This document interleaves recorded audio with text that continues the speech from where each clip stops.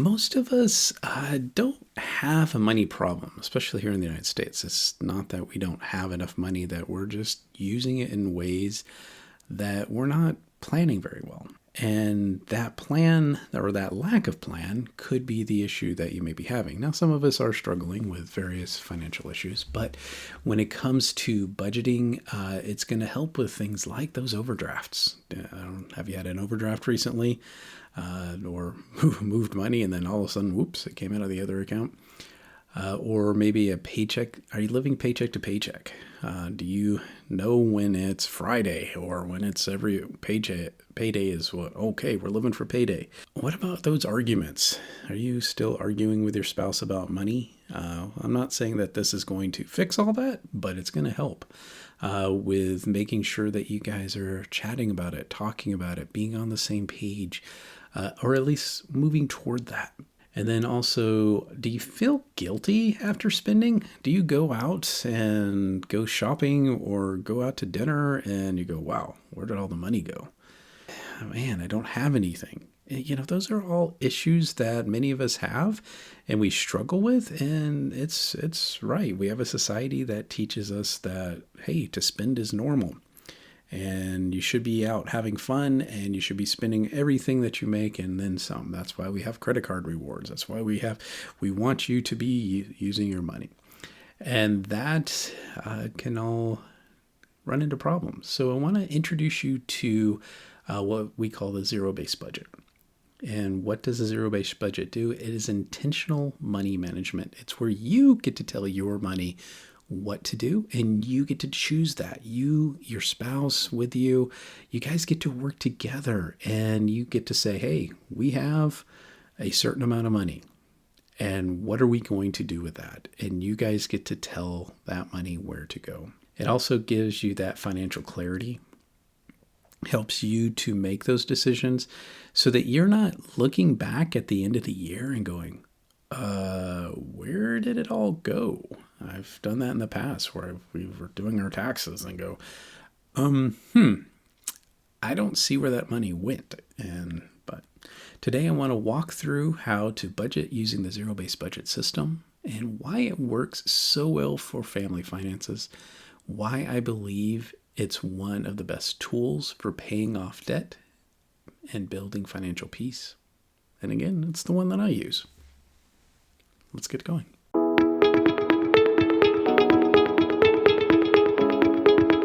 Welcome to Financial Coaching Kingdomin, the podcast that helps you align your money with your purpose.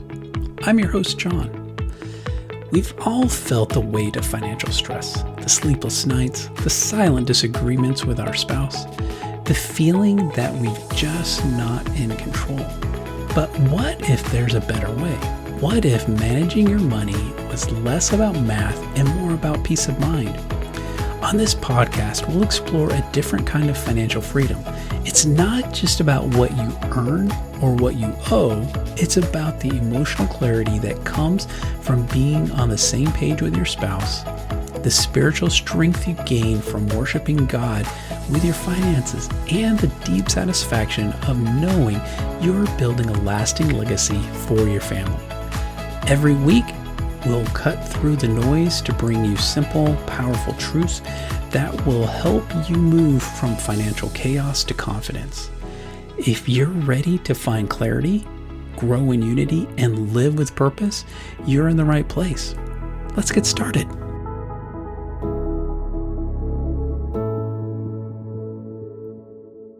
One of the major definitions of a zero-based budget is giving every dollar has an assignment before the month begins. So you are sitting down, you're looking at those costs, those needs, those expenses, those bills that you have, those things that come every single month. Guess what? You know they're there. Then you also look at all the spending that you do, all those coffee runs or whatever run it may be, the food that you eat, the gas that you use when you're driving, and then also telling your money where to go. And then there's the fun. There's things that you do. We always need fun money. Please always work fun money into your budget. whatever amount that may be. It may be just a few dollars, or it could be lots of dollars. So just make sure that you have that in there. You want to do that before the month begins. You anticipate how much you're going to make. Okay. Now, granted, we're all on different payment systems. For those on a salaried system, this is pretty easy, simple. Hey, I know I'm going to make this much, and so this is how much it's going to be. For some people, we're hourly, and so we have to, well, this month I worked a lot of overtime, or this month I didn't work overtime, or this month my hours got cut. And so there's always those struggles. So you're making that best guessed call at the beginning of the month. And then as the month goes on, then you adjust. You have that ability. You are the CFO. Just remember that. So your income minus your expenses will equal zero. That is the major definition there. Zero does not mean you're broke. Zero does not mean you spent everything. What it means is you have planned out intentionally where it's going to go. That doesn't mean I have to eat out as so much that all the money is gone. But some of you may feel like, John, I already live to zero. I live to zero and minus. I live to minus. But that's not the goal. The goal is to tell your money where to go each time. So you may have giving. You want to make sure that you're planning your giving. You want to make sure you're planning your housing. Do you have a mortgage? Do you have a rent? What do you got? Make sure you're paying for that. You want your food. Are you guys eating well? Sometimes this is a good section that can be adjusted depending on the type of food that you're eating and how healthy you want to stay and all those things. So there's lots of flexibility in this one. Transportation, you need to get back and forth to work, or get to school, or get to those fun events that you're having. Savings, we want to make sure that we are savings and moving, planning for things, so like those monthly expenses, exactly how much they are. But then there's also those yearly expenses. Birthdays come every year. So does Christmas. Christmas comes every year. There's other events that happen every year. Maybe it's your car registration. You can plan for those things. You just take the amount. So let's pretend it is $120 event. Let's say it takes $120 to register your vehicle. You divide that by 12. So you get $10 a month goes into your account for that registration. Debt payoff. You also want to make sure that you have a debt payoff system. Whatever that may be. I do have a preferred method for myself, and which I think works really well, but you get to look at that. And also fun money. Like I said earlier, make sure you have fun money. If you don't have fun money, guess what's going to get thrown away? Yeah, this budget. Because you're going to go, no, gotta do something. I want to go do something. And yes, plan for that. Do that. Now, zero-based budget tells your money where to go instead of you wondering where it went. And just remember that. You want to tell it where to go. One practical example with this would be like, say, for example, that you had an income of $5,000. Great. I got $5,000. And that's going to be we're going to call this your net income. So you got a net income of $5,000. Now you have your expenses plus your savings plus your debt payoff will equal $5,000. So again, all those things that you're doing to live, going out to eat, paying your mortgage, paying those things. Also the savings, putting money away for the future. Whether it's for a new car or replacing a vehicle or those type of things. And then also your debt payoff, making sure that you're moving that needle forward so that you are getting ahead of where you are. And that's equaling 5,000. So is that using every dollar and not having anything left? No, that means you still have a savings account. And that means you've enjoyed life. Why do some of the budgets fail that we have? Well, we got a few problems that are universal, that people, sometimes you only track spending after it happens. Now, that may be a good way to start a budget and to find out, okay, where am I spending money, and how do I build that? But then once you know where that is, you want to tell your money where to go. If you're only saying, wow, I ended up getting my, let's say I'm going to coffee run. Actually, this happened a couple weeks ago. I took a couple of girls out for coffee, my wife and my daughter, and we ended up getting some coffee. Now, I could go, oh, okay, so that coffee expense, now I need to put that on the budget. Or what I did is I go, okay, I know I have this much to my spending, so I have no problem spending this much money. I knew where that money was coming from to pay for that. Or no communication between spouses. Sometimes people struggle with this. If you don't tell your wife, or your wife doesn't tell you where the money's going. I've had various stories about people who have found out that they have large debt amounts, and it wasn't anything that they thought they did. It was what their spouse did. Or it's that control issue. A lot, but it's good to get on the same page. If you're pulling the cart in the same direction, it works. If you guys are pulling in different direction, it doesn't work as well. So try to get on the same page. Maybe you have unrealistic budgeting expectations. Are you like me, and I want to use my food budget like I was when I was single, not when I have a family? Because it saves money that way, right? No, I got to be realistic and try to be realistic about how much things cost. Things are going up in cost. Sometimes we forget about irregular expenses. Those that aren't monthly, but we need to be planning for them. They're going to happen. Christmas, guess what? Happens every year. And that. Maybe you want to take a vacation. That you want to take a vacation or spend money and go have fun. You need to make sure that you're planning for that. Make savings buckets when you're able to. Emotional spending. Oh man, I struggle with this sometimes. I get tired, I get exhausted, and I just want to go spend money. Do you guys have that issue? Or not being consistent.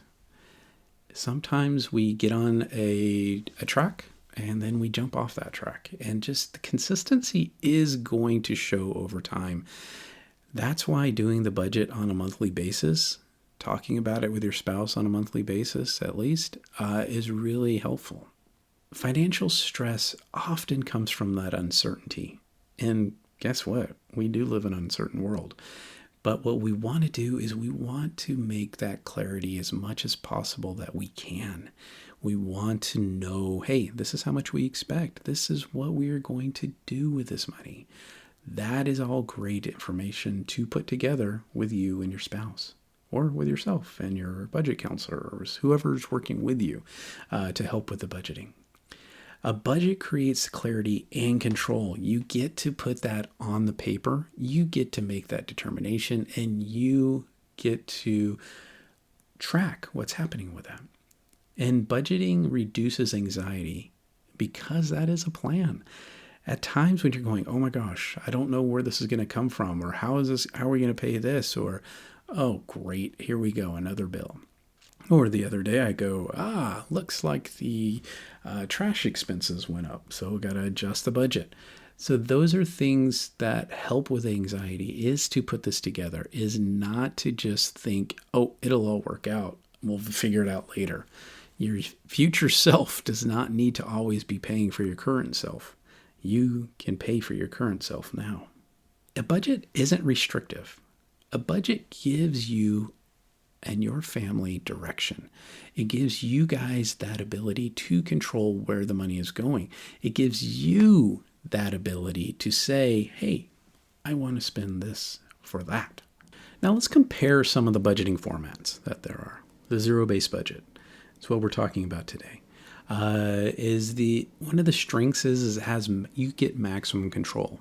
You are the one that tells the money what to do, and you're telling every dollar where to go. You're the one that's able to put it on paper, put it in your digits in your account app, and then letting it know where to go. It's great for paying off debt. It's a great way for you to be able to see exactly how much money you have and plan to put money toward debt. You don't want that debt to stick around all the time, do you? Or maybe you do. Maybe you like paying off or paying other people's buildings. That's also great. Or best for intentional spending. You get to know exactly how much you're going to spend and where. You get to tell, hey, it's okay for me to go get a coffee. It's okay for me to go out to eat. It's okay for me to go for that new vehicle. I can save up and I can buy that vehicle. It's good for you to be able to do that.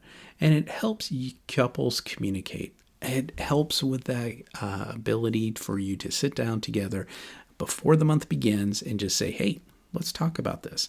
And let's make sure that we're putting all the monies that we're expecting to make as a couple together down on paper. Now, I do say before the month begins, and I have to be honest with you, there are times where my wife and I are actually sitting down the day of the month beginning, or it may be, pretty close to the beginning of the month. But we do work it out, and we make sure that we're spending appropriately. So, and hopefully you can too. It does require consistency. It requires that you take time and actually sit down and put it down on paper. Or for a lot of us, we have apps or we have spreadsheets that you're able to copy from one month to the next month, and you're able to bring that information forward. And so it's a lot easier that way. But it also takes planning for each month, because guess what? Each month is not the same. In the summertime, you're not paying the same expenses as you are in the wintertime. So there could be times where a birthday may come in and you're going, hey, let's plan for that, a little bit more going into that. Or it could be an event that comes up, graduations or Father's Days or Mother's Days or those type of things, which you want to be planning for, but sometimes in the month that they come up. Percentage budget of that 50, 30, 20 style. It's basically the needs versus wants versus the savings percentages. And it's simpler. It makes it a little easier. It's like, hey, 50% of my bring home pay goes into this bucket, 30%. So my needs are 50%. So I have to make sure that everything I need stays under 50% of my income.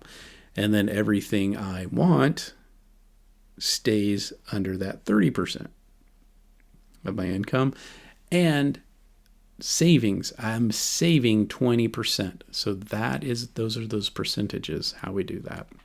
It is simple and it's easy for beginner structure. So it's something that you're able to just do some quick math on. Some of the cons, it has less detail.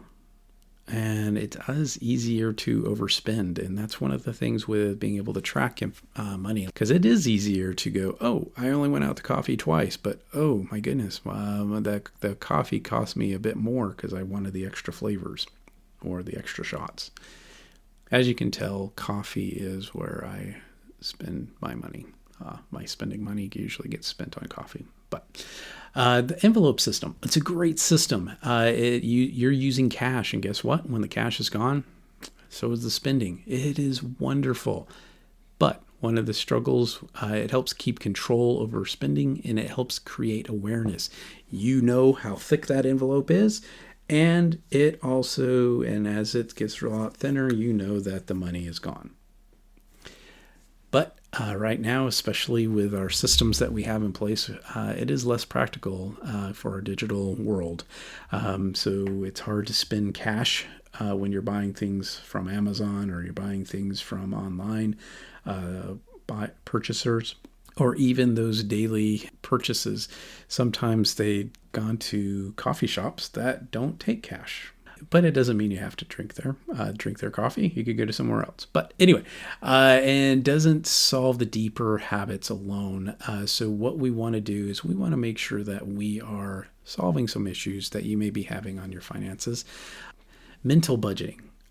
And basically, it's no real plan. And most families probably tend to operate this way. And basically what they're doing is they're checking their bank account and they're going, hey, do we have money in it? And if we have money in it, let's spend it. And that hope that everything's going to work out. And that's where this becomes really a problem. Hope is not a financial strategy. It is something that we need to make sure that we're putting forward, praying about, and saying, hey, God, what are we doing with this money? Thank you for giving it to me. How can I spend it well? If you're serious about becoming a strong financial leader in your home, you need more than just information, and you need habits.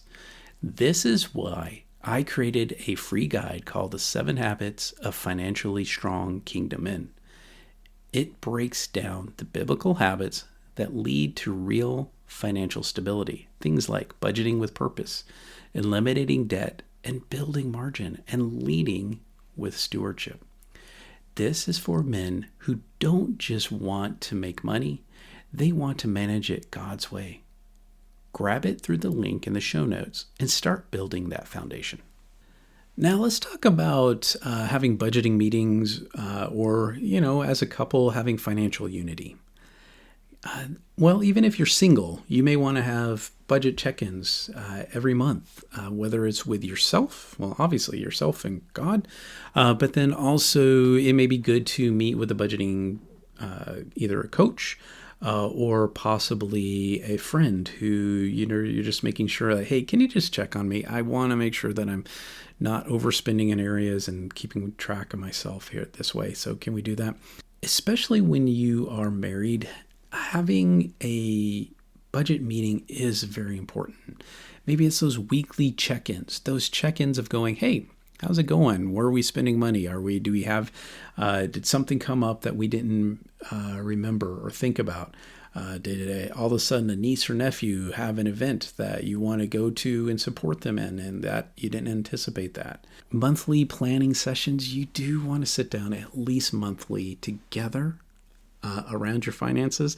Now make sure you plan this. Make sure you are saying, hey, on Friday or on Sunday afternoon or whenever you have that time together with your spouse. I know that's hard sometimes, but take that time together. If you're not able to sit down together at the moment, if you are the nerd, if you're the person who likes to do the budget, great, do the budget, print it out, give it to your spouse for them to look at and approve. And give them an opportunity to make changes. If they want to make changes, they need to have a say. So make sure that happens. Now, it doesn't have to be everything has to change, but just make a small change. You want to make sure you're communicating without blaming. And sometimes that can be hard because you feel like, well, she wanted to buy that, and now we have to pay for that. Or he is really wanting to spend money on this, and now I can't say yes to that. And I don't know about you, but there are times where I go, well, if she spent $200, I'm going to spend $200. And it just escalates up from there. But make sure you aren't doing that. Make sure you're coming together around it. Financial unity comes from being together and talking about it. It builds trust. It builds that ability. Now, it does build intimacy. And when we're talking about finances, there's a lot of emotions around it. Some of us have been in scenarios where we don't feel like we can trust the people who are close to us. Some of us need to learn to do that. But some of us need to show that we are trustworthy. We also want to have shared goals. We want to make those decisions together. What are we wanting to do? Are we planning on going to see the Northern Lights? If that's the case, let's plan for that. And alignment does create momentum. If you guys are pulling the financial cart in the same direction, guess what? You get there faster and you get there easier. If you guys are pulling in different directions, guess what? The cart comes apart. But hopefully you don't. Practical questions that should be asked are, what's coming up this month? When you're in that meeting together. Or where did we overspend? Are there places that we overspent last month that we need to adjust the budget for next month? And what financial goals matter to us right now? We're all in different stages of life, and at different stages of life, we have different goals. And what needs adjustment? Where do the adjustments need to come from? Those are all questions that you need to have with your spouse. Have the budgeting meeting. The budget meeting is not about control. It's about teamwork. It's about you guys working together. All right, so let's now talk about how to start that zero-based budget. One is going to be writing down the total income. Now, this is your take-home pay. We're going to use our net pay. We're not using your gross because, you don't have that to spend. So when you have that paycheck comes in, a lot of times you want to spend it all. But right now, we're going to use this as the beginning point of the budget. And now you want to look at all of the income that's coming in. Does he have income? Does she have income? Do you guys have side jobs? Do you have bonuses coming in? Do you have a tax return coming in? Those are all things that need to go into this budget because we're looking at this monthly, right? And that changes because if you are self-employed, your income goes up and it goes down from month to month. If you're a salesperson, up and down. If you're an hourly person, up and down. But you want to make sure that you are looking at that and putting it together on paper or in the app, however you guys want to do it. So write it down and total the income out. Now, step 2 is we're going to list the essential expenses. Those 4 walls: housing, utilities, we've got to make sure the lights are on, food, we need to eat, and transportation. We need to make sure we keep those 4 walls as important: housing, utilities, food, and transportation. If we don't have those, it makes it really hard to live. I would also put giving in these essential expenses. So housing, utilities, food, transportation, and make sure you're giving. Step 3, plan your savings and debt payoff. These would be like that emergency fund, making sure that it can weather the storm. Make sure the sand doesn't just blow out from under you and wash away.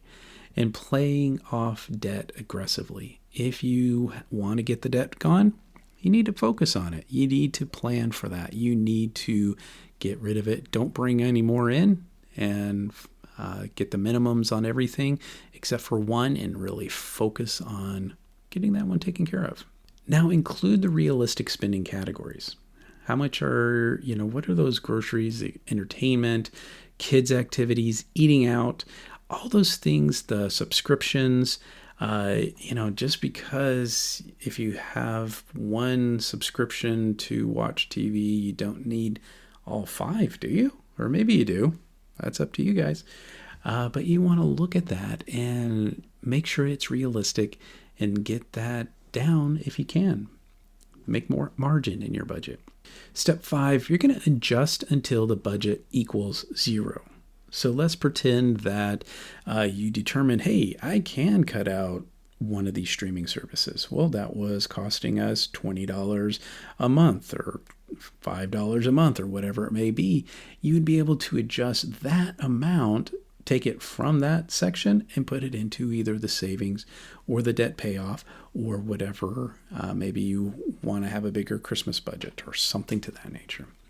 And you do want to review it weekly. Make sure you are reviewing where the money is going. You want to make sure that you are keeping track of where the spending is happening. Just because you put, I want to spend $50 on coffee, doesn't mean that you are going to do that. So sometimes you need to go, hey, how much did I spend on that? And that's where on this type of a system, you are going to track to see how much did that I spend. Is it 25? Or did I spend 51? And then you have to make an adjustment, which is okay.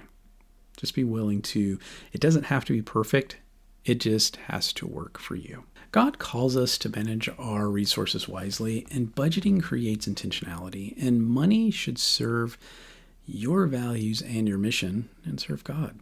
So just remember that when you are putting your budget together, giving first is a huge thing. For a budget is not just math, it is stewardship. It is something that you will be able to look at and go, are we worshiping God with the money that He's given us? And just to recap some of the main points, a zero-based budget creates clarity. It strengthens your family finances, and it's going to reduce stress. It improves your money management, and it helps couples work together. And it also accelerates debt payoff. You don't need a perfect budget. You need a consistent plan. Now, if you've been listening, you will know that we're doing the Proverbs Challenge, and hopefully you're joining with me in doing that. And if not, hey, maybe you should join in. And basically, the idea of this is there are 31 chapters in Proverbs, and usually there's 31 days of the month. And so on each day of that month, you would read that chapter of Proverbs. And so if it's the first, you're reading Proverbs 1. If it's the 13th, you're reading Proverbs 13th, which is what we're going to talk about today. Now, I challenge you to do this. And if you're doing this, can you just let me know in the comments? Just say, hey, guess what? I'm doing the Proverbs Challenge. That would be awesome. Now, I want to super challenge you to do it with your spouse. Maybe it would be a great time for you guys to come around it and just say, hey, let's just read Proverbs together and then pray about it and talk about it. Now, if you are a man and you're like, hey, let's start this and it's the 31st, please wait till the 1st. You do not want to start that on Proverbs 31. You want to make sure that you're working on this together and you're not making it feel like an accusation, because the Proverbs 31 is very powerful for women to read. Sometimes it's a blessing and sometimes they feel not heard very well. So just make sure you're doing that in an appropriate way. Just remember, I'm only talking about the items, the verses that really spoke to me about personal finances, about money, work, and wealth, because this chapter is actually full of it. And like Proverbs 13:4 says, the soul of the sluggard craves and gets nothing, while the soul of the diligent is richly supplied. That verse reminds us that wishing is not the same thing as working. A lot of people want financial peace, but they don't want the discipline that creates it. They want the results without the process. But Scripture teaches that diligence matters. Small, consistent actions like budgeting, savings, paying off debt, learning and growing, those things compound over time. Proverbs 13:7 says, one pretends to be rich, yet has nothing. Another pretends to be poor, yet has great wealth. Sounds pretty familiar, like our modern culture, doesn't it? We live in a world where people finance appearance. They want the nice car. They want the expensive lifestyle, the designer labels. But underneath it all, many people are drowning in debt. Meanwhile, truly wealthy people often live below their means. Biblical wisdom teaches us not to chase appearances, but to pursue stewardship. Proverbs 13:11 says, wealth gained hastily will dwindle, but whoever gathers little by little will increase it. That's the exact opposite of the get-rich-quick culture. God's financial principles are usually slow, steady, and faithful. Little by little, month by month, decision by decision. The world promises shortcuts. Proverbs teaches consistency. Then verse 18 says, poverty and disgrace come to him who ignores instruction, but whoever heeds reproof is honored.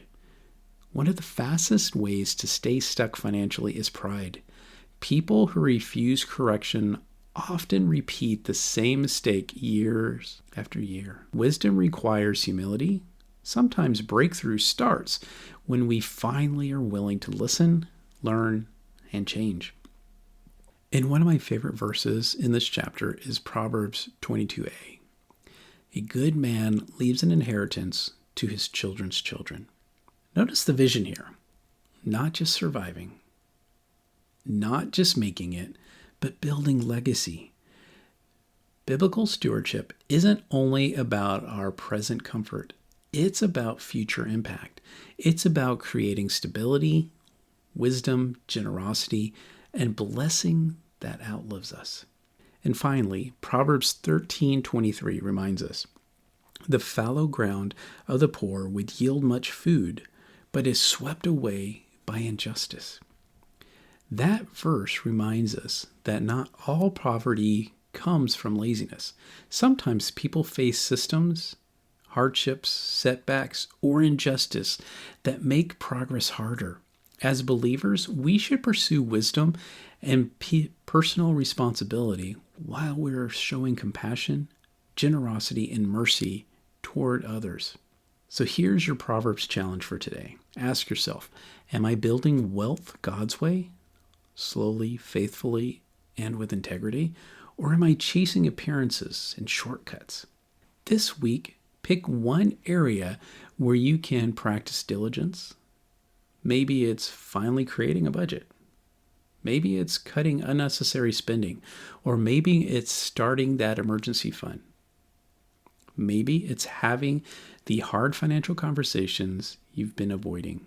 Little by little adds up. Faithfulness compounds. And over time, wise stewardship creates freedom, peace, and legacy. You are the marketing for this podcast. This message spreads man to man. So if this episode challenged you or helped you, take a minute to leave a 5-star rating and review. That's how we get this into the hands of more kingdom men who need to lead their families well. And if you're ready to take the next step, go to financialcoachjon.com.